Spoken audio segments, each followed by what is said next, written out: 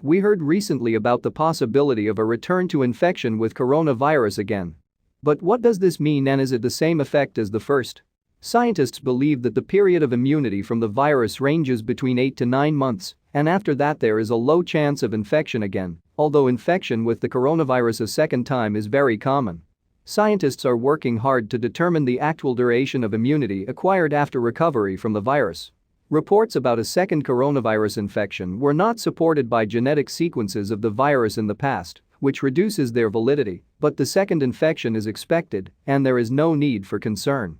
Our bodies do not become immune to viruses after recovery from infection, but the recovered person becomes inhospitable. Bear in mind that the cells of our body that the virus is attached to and multiplied depending on them are still present and targeted, and the virus can control these cells again, and immunity does not control. After several months of recovery are available for the target cells, so the possibility of reinfection is present.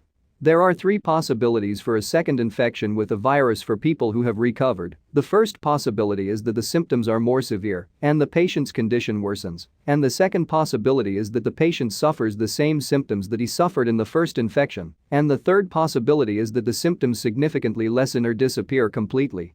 The first possibility is known as the improvement of the disease, and it occurs when a patient is infected with 2 identical strains of the virus, as in dengue fever, but so far this has not been observed in patients with coronavirus. In the second possibility, the patient suffers the same symptoms both times, and the reason is often the patient's loss of memory cells or T cells, meaning loss of immune memory to prevent infection again. And this often occurs if the body does not use antibodies and T cells to eliminate the virus and replace it with other immune defenses. The third possibility is the occurrence of infection, but in a very mild form, thanks to the health of the immune system, which produced antibodies, and the response of T and B cells that lasted long enough even at the second infection.